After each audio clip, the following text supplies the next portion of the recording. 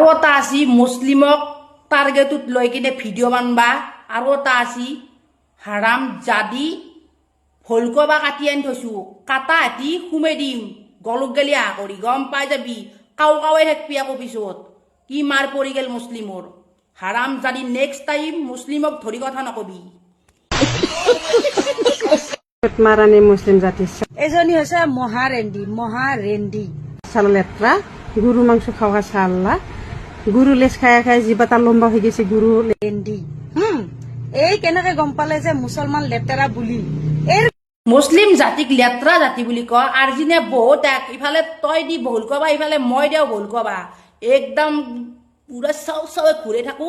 এর একদম মানে রাম ফালি ফেলাও এর হারাম জাদি মুসলিমক লেত্রা মানুহ বুলি কয় লেত্রা জাতি বুলি কয় মুসলিমৰ গাৰ বাছ শুঙি চাইছিলি নে কি তই চত মাৰানি এই হামুক খাইতি মেখলাখান দাঙি দিবি পাতলিখান দাঙি দি কিনে নিজে মেখলাখানৰ ভিতৰত গলটো ভৰাই দিবি মানে চকুকেইটা ভৰাই দিবি তাৰ পাই চাবি লম্বা লম্বা চুল এমন মাথায় দিব লাল গেন্দা ফুল একেবারে সার মারি গাল ফালি ফেলাম হারাম জাদি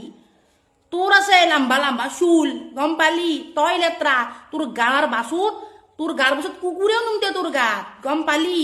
হারাম জাদি আৰু আমাৰ মুছলমান ধৰ্মৰ মানুহগিলা খানোৰ কাহো কাহি গেলে গাৰ বাসু এত শুংবি একবাৰ তই নিশ্চয় শুংছিয়া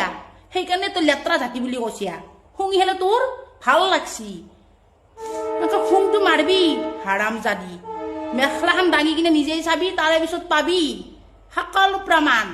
হাৰাম জাদি আমাৰ গৰুৰ নেজ খাই খাই আমাৰ জিভা লাম্বা হৈ গেছি গৰু মাংস খাওয়া মানুহ লেত্ৰা জাতি চালা শামুক খাইতি